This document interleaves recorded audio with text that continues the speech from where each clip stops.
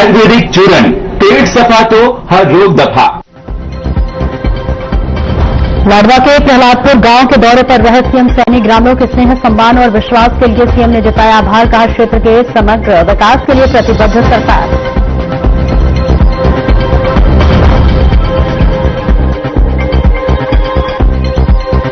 फरीदाबाद के नए जिला मौलिक शिक्षा अधिकारी बने बसंत कुमार प्रभार संभालते ही व्यवस्था में सुधार की कही बात। कहा बिना मान्यता प्राप्त चलने वाले स्कूलों पर भी करेंगे कार्रवाई।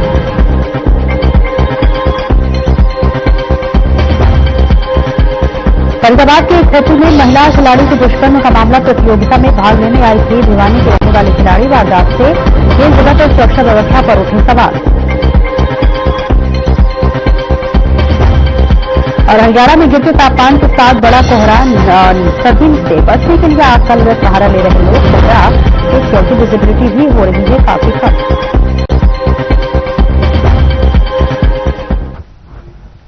नमस्कार, बड़ी खबर देख रहे हैं आप और मैं हूं आपके साथ सपना दीपक मदेशिया। बुलेटिन का आगाज करेंगे। मुख्यमंत्री नायब सिंह सैनी लाडवा के प्रहलादपुर गांव के दौरे पर रहे, जहां गांव में आगमन पर ग्रामीणों के स्नेह, सम्मान और विश्वास के लिए सीएम सैनी ने ग्रामीणों का आभार जताया।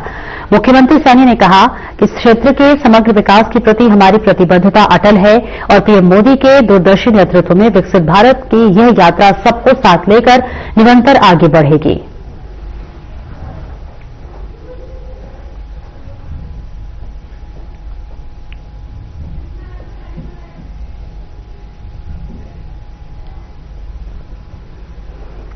हरियाणा के पूर्व सीएम ओपी चौटाला की पुण्यतिथि पर सीएम नायब सिंह सैनी ने उन्हें नमन किया। सीएम सैनी ने एक्स पर शोक संदेश जारी करते हुए लिखा कि हरियाणा के पूर्व मुख्यमंत्री स्वर्गीय ओम प्रकाश चौटाला जी की पुण्यतिथि पर उन्हें भावभीनी श्रद्धांजलि। प्रदेश के विकास में आपका योगदान सदैव याद किया जाएगा।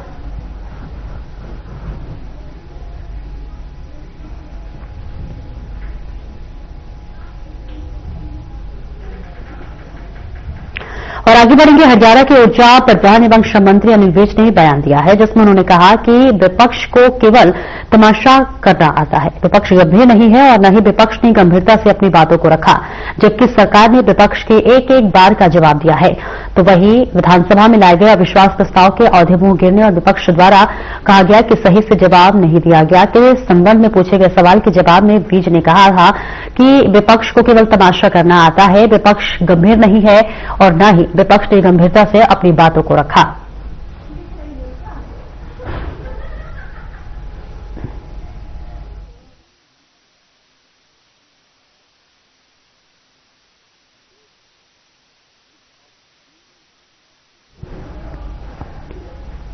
पूर्व सांसद चौधरी विजेंद्र सिंह की सद्भाव यात्रा 2 दिन बावल विधानसभा में रहने के बाद गर्मजोशी के साथ आपको बता दें रेवाड़ी पहुंची, जहां पर यात्रा में पूर्व वित्त मंत्री कैप्टन अजय यादव सहित सैकड़ों कार्यकर्ता मौजूद रहे। इस मौके पर चौधरी विजेंद्र सिंह ने भाजपा सरकार पर तीखा हमला बोला। उन्होंने ऑपरेशन सिंदूर को विफल बताते हुए कहा कि इतनी बड़ी कार्रवाई के बावजूद नेपाल और भूटान जैसे पड़ोसी देश भारत से दूरी बनाए रहे, जबकि अमेरिका भारत का अपमान कर रहा है। उन्होंने भाजपा से दूरी की वजह बताते हुए धारा 370 किसान आंदोलन और अग्निवीर योजना पर असहमति जताई। चौधरी विजेंद्र सिंह ने कहा कि सद्भाव यात्रा वोट मांगने के लिए नहीं बल्कि 36 बिरादरी को एकता और भाईचारे के सूत्र में बांधने के लिए है। वहीं कैप्टन अजय यादव ने यात्रा को भाईचारे का संदेश बताया और वोट चोरी के आरोपों को गंभीर बताया।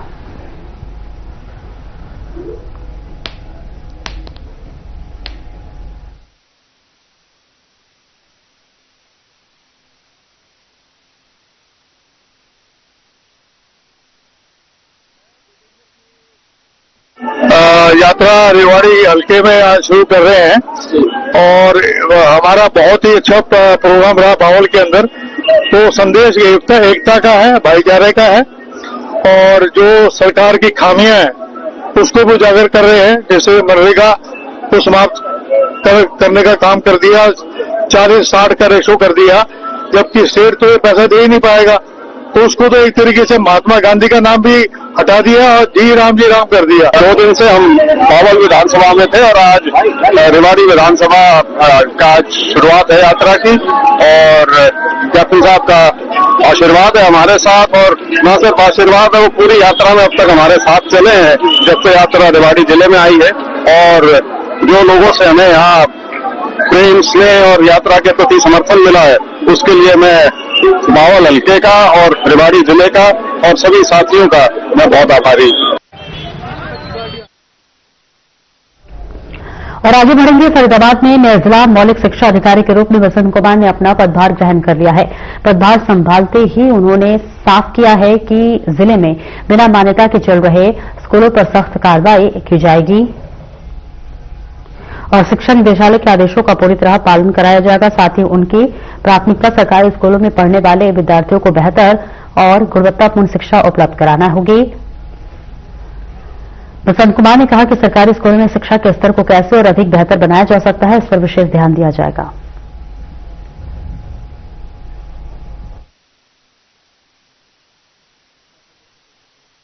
हमारा उद्देश्य और जो लक्ष्य होता है ना, वो छात्र हित का होता है। हमारे पास जो भी छात्र है उसका उद्धार किया जाए, और एक अधिकारी होने के नाते नहीं, मैं एक टीचर के नाते भी ये कहता हूं कि हमारे पास जितने भी बच्चे हैं, ज्यादातर बच्चे जो है वो गरीब बच्चे हैं। अगर उनको अच्छी शिक्षा दी जाए, स्कूल के अंदर अच्छा एनवायरनमेंट दिया जाए, तो उनका उद्धार हो सके। स्कूल की बिल्डिंग के बारे में आज मैंने ज्वाइन किया है, मैं स्कूलों की विजिट करूंगा, देखूंगा।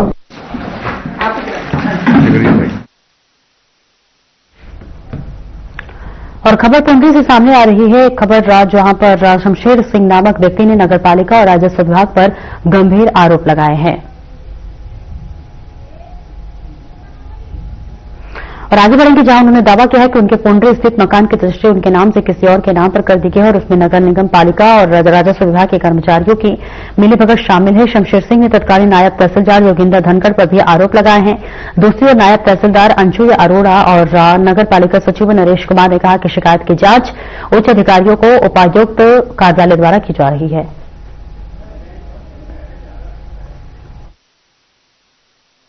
इस विषय में ना उच्च अधिकारी द्वारा जांच की जा रही है। ये उच्च अधिकारियों के संज्ञान में है एंड इसकी जांच और जो भी प्रोसीडिंग्स हैं वो दिया होगा मेरे पास।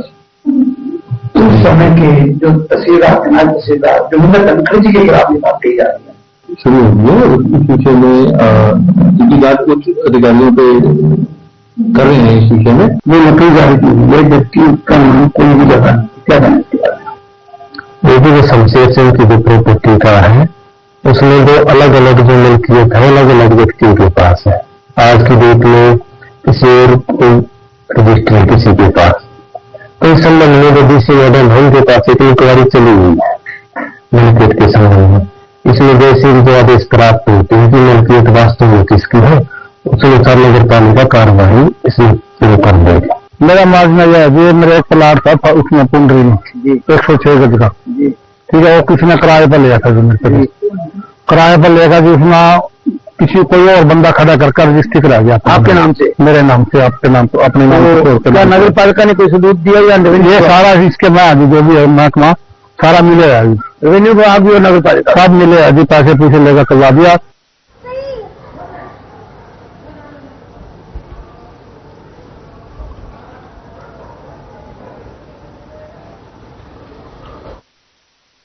और फरीदाबाद के जिला नागरिक अस्पताल में देर शाम स्वास्थ्य विभाग के डायरेक्टर वीरेंद्र यादव ने औचक निरीक्षण किया। इस बीच आपको बताते चले, जहां पर निरीक्षण के दौरान अस्पताल में अव्यवस्थाएं और खामियां मिलने पर वे नाराज दिखे और सीएमओ डॉक्टरों ने व कर्मचारियों से जवाब तलब किया। उन्होंने पहले से तीसरी मंजिल तक वार्डों का निरीक्षण किया और मरीजों से बातचीत कर सुविधाओं की जानकारी ली। लेबर वार्ड के बाहर टूटा शू रैक मिलने पर भी नाराजगी जताई। डायरेक्टर ने मुख्य गेट व परिसर में एलईडी साइन बोर्ड लगाने और एम्बुलेंस विभाग से जुड़ी जानकारी प्रदर्शित करने के निर्देश दिए। उन्होंने कहा कि कमियों को जल्द दूर किया जाएगा।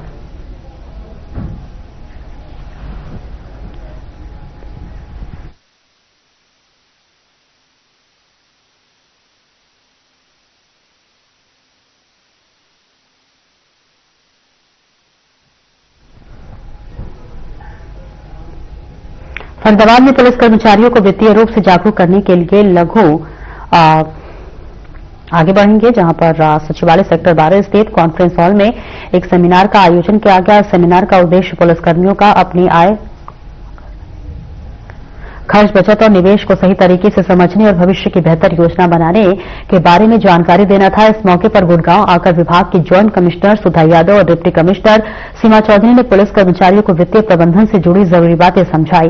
ज्वाइंट कमिश्नर सुधा यादव ने कहा कि हर व्यक्ति के लिए सही वित्तीय योजना बनाना बहुत जरूरी है। अगर समय पर बचत और निवेश किया जाए तो भविष्य में आर्थिक परेशानियों से बचा जा सकता है।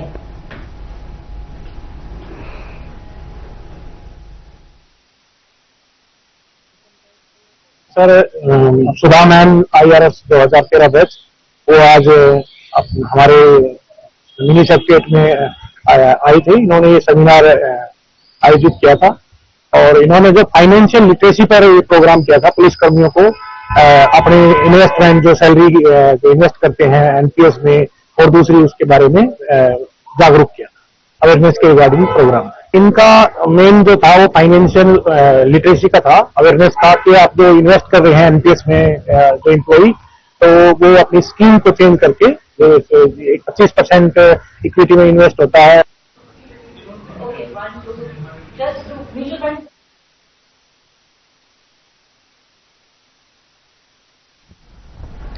यमुनानगर जिले के हथनीकुंड बैराज पर 146 करोड़ की लागत से डायाफ्राम वाल का जो है निर्माण का कार्य चल रहा है ताकि आने वाले वक्त में जल प्रलय से होने वाले नुकसान को रोका जा सके। बता दें कि सिंचाई विभाग द्वारा शुरू किया गया यह कार्य मानसून सीजन के कारण कुछ समय के लिए रुक गया था, लेकिन अब इसे 15 नवंबर से फिर से गति दी गई है। जानकारी के मुताबिक विभाग की ओर से 6 महीने के लिए काम की डेडलाइन रखी गई थी, लेकिन अब तक सिर्फ 30% काम ही पूरा हो सका है।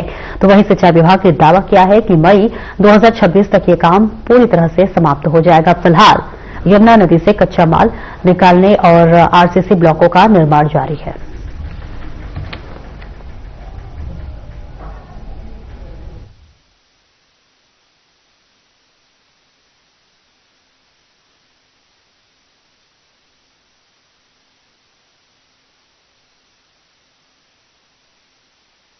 कार्य हमारा 15 नवंबर के बाद स्टार्ट हुआ है और जो बीच में डिसमेंटलिंग और जो एग्जिस्टिंग स्ट्रक्चर का पार्ट था, जो CC blocks, concrete, main barrage portion में तकरीबन 200 फीट के अंदर वो तकरीबन क्लियर हो गया और मौके पे कंक्रीटिंग स्टार्ट हो गई है। जो स्लोप वाले पोर्शन में 17 मीटर का हमारा कंक्रीटिंग का काम था और CC ब्लॉक्स की कंक्रीटिंग भी स्टार्ट हो गई है।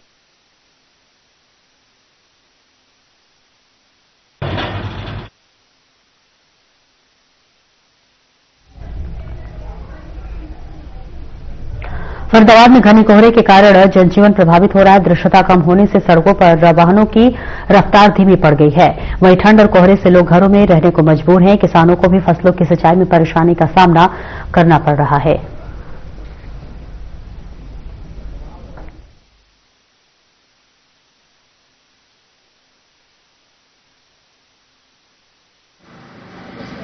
जी कोहरे पड़ रहा है। हाँ, धुंध बहुत ज्यादा पड़ रही है जी। ये सभी के लिए हानिकारक है, चाहे किसान भाई हों, चाहे यातायात में ड्यूटी वाले हों, सभी के लिए हानिकारक है। और इसके लिए तो बहुत ही ज्यादा परेशान हो रही है। आग जला करके बैठे हैं। हाँ जी, बिल्कुल। देखिए, कोहरे का और शीतलहर का आप पूछ रहे हैं तो इनका समय है। शीत हमारे जो देश है उसमें 6 ऋतु हैं और उनमें से एक शीत जो ऋतु है उसका समय है तो ये तो रहेगा, लेकिन बहुत ज्यादा सर्दी है और कोहरे का प्रभाव है। आप देख रहे हो पीछे। मेरी सभी से यही गुजारिश है कि अपने व्हीकलों के साथ और कोई कहीं पर जॉब पे जैसे जा रहा है, अपने ऑफिस जा रहा है, बड़ी शांति के साथ समय से पहले निकले। मेरा नाम मनीष है जी। मनीष जी, क्या समस्या हो रही है कोहरे को लेकर के? कोहरे को लेकर के ये समस्या हो रही है जी, घर से ड्यूटी के लिए निकल रहे हैं, रोड पे हाथ से हाथ नहीं दिख रहा है, हाथ का होने का बहुत ज्यादा खतरा होता है। भाई साहब, समस्या तो इसमें सभी को हो रही है। जैसे कि किसान अपने बेचारे खेतों में जाते हैं सर्दियों में, या ये फिर वाहन जैसे कि रोडों पे चलते हैं, धुंध के कारण आपस में टकराते हैं, जिससे बहुत दुर्घटनाएं हो रही हैं। जब जब कोहरा पड़ता है प्रतिदिन कोई न कोई घटना सामने आती है।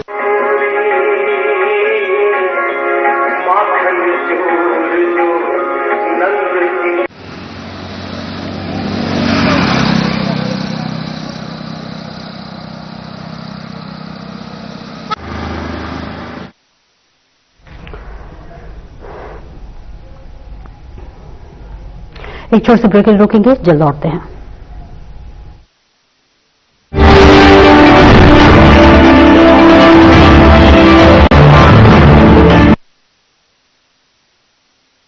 कुछ लोग खाते पीते तो बहुत बढ़िया हैं, पर फिर भी उनकी सेहत नहीं बनती।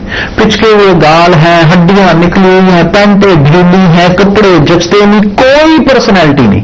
ऐसे लगता है इधर से खाए जा रहे हैं, उधर से निकले जा रहा है, क्योंकि उनका पाचन तंत्र खराब है। और जब तक के पाचन तंत्र दुरुस्त नहीं होगा, वो जितना मर्जी अच्छे से अच्छा खा ले, उनकी सेहत नहीं बन सकती।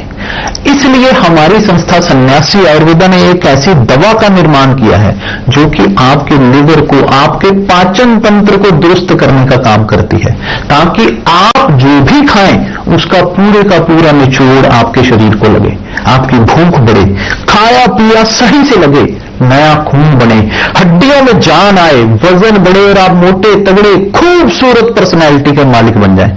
सिर्फ 655 रुपए की पूरे 1 महीने की दवा होती है और आप इसे घर बैठे 01145454545 पर फोन करके दवा मंगवा सकते हैं।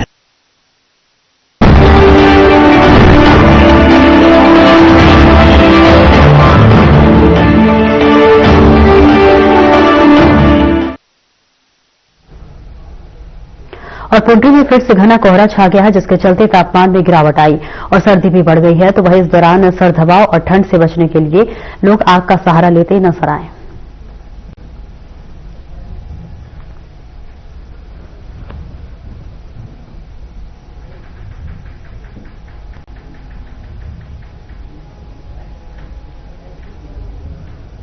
तो देखिए तस्वीरें आपको दिखा रहे हैं, जहां पर लगातार ठंड बढ़ने की वजह से लोगों को कई तरह की दिक्कतों का भी सामना करना पड़ रहा है और इस बीच तापमान लगातार गिरता हुआ नजर आ रहा है। और देखिए तापमान गिरने से सर्दी लगातार बढ़ रही है। लोग सर्दी से बचने के लिए आग का सहारा ले रहे हैं और विजिबिलिटी बेहद कम है, जिसकी तस्वीरें हम आपको दिखा रहे हैं।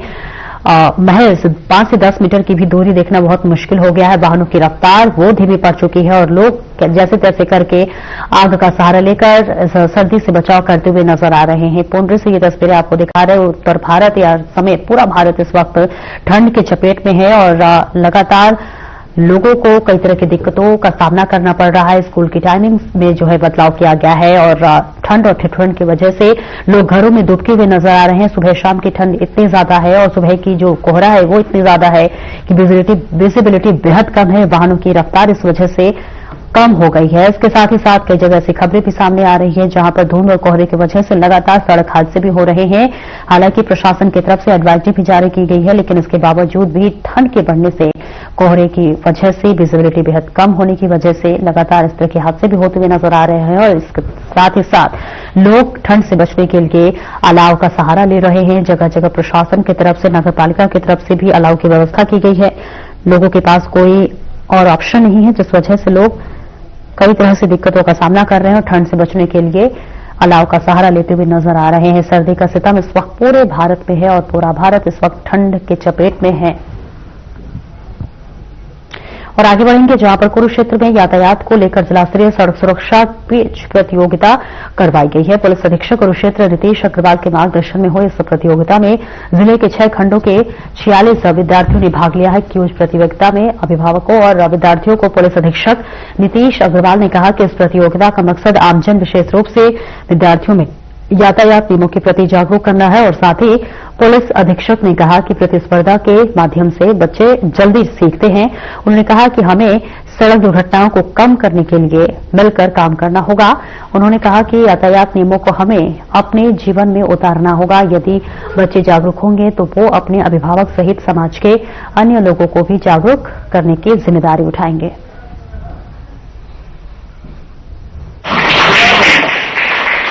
आप क्या मतलब है, इसका क्या मतलब है? कुरुक्षेत्र में होना बच्चे हैं जो इस लेवल तक आगे आए, हमारे कुछ कॉम्पिटिशन में मतलब इस कॉम्पिटिशन का मेन उद्देश्य जैसे कि एक अवेयरनेस है कि लोगों में ट्रैफिक की अवेयरनेस ज्यादा से ज्यादा हो और इससे हमारी ट्रैफिक व्यवस्था और सुधरे। जैसा कि आपको पता है कि हमारे पूरे कुरुक्षेत्र में इस साल का अगर देखा जाए तो लगभग हमारे 170 ऐसे एक्सीडेंट है जो फेटल एक्सीडेंट है।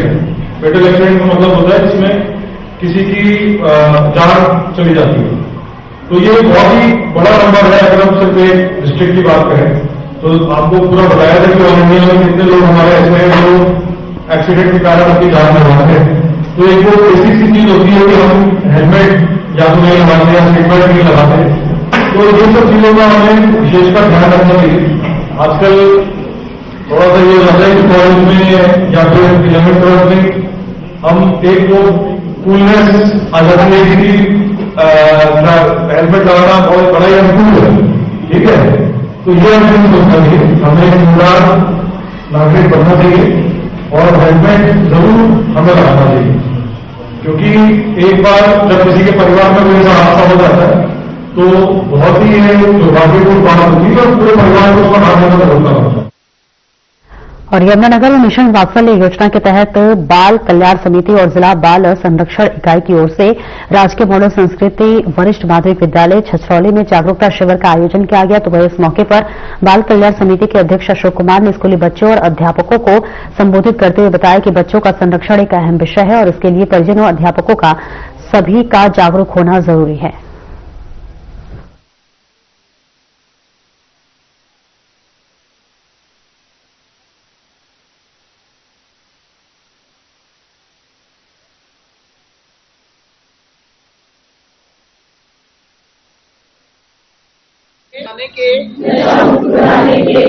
जैसा कि हमारे बाल कल्याण समिति और बाल संरक्षण इकाई की ओर से जो स्कूलों के अंदर स्कूली विद्यार्थियों को, स्टाफ को अवेयरनेस के कार्यक्रम चल रहे हैं, उसी कड़ी में आज हम यहाँ पर गवर्नमेंट मॉडल संस्कृति स्कूल छछरौली में सीनियर सेकेंडरी स्कूल में आए हैं। और यहाँ पर जो हमारे स्टूडेंट्स हैं, हमने उनको पोक्सो एक्ट के बारे में, डायल 112, चाइल्ड हेल्पलाइन 1098, उसके बारे में जो है अवेयर किया है, स्टाफ के साथ बातचीत की है। यहाँ पर जो डिफरेंट लैब्स हैं उनको भी हमने देखा है। बहुत ही अच्छा आज का कार्यक्रम रहा और बच्चों के साथ हमने जो आजकल समाज के अंदर नशे की प्रवृत्ति है, बढ़ रही है, उसके प्रति भी जागरूक किया है। तो इसी कड़ी में आज का ये अवेयरनेस कार्यक्रम यहाँ छछरौली में संपन्न हुआ। हमारा ये इस प्रकार का कार्यक्रम जारी रहेगा।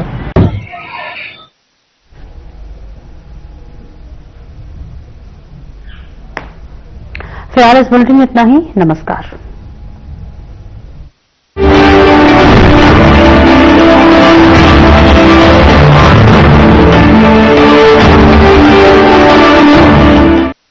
क्या रंग खिला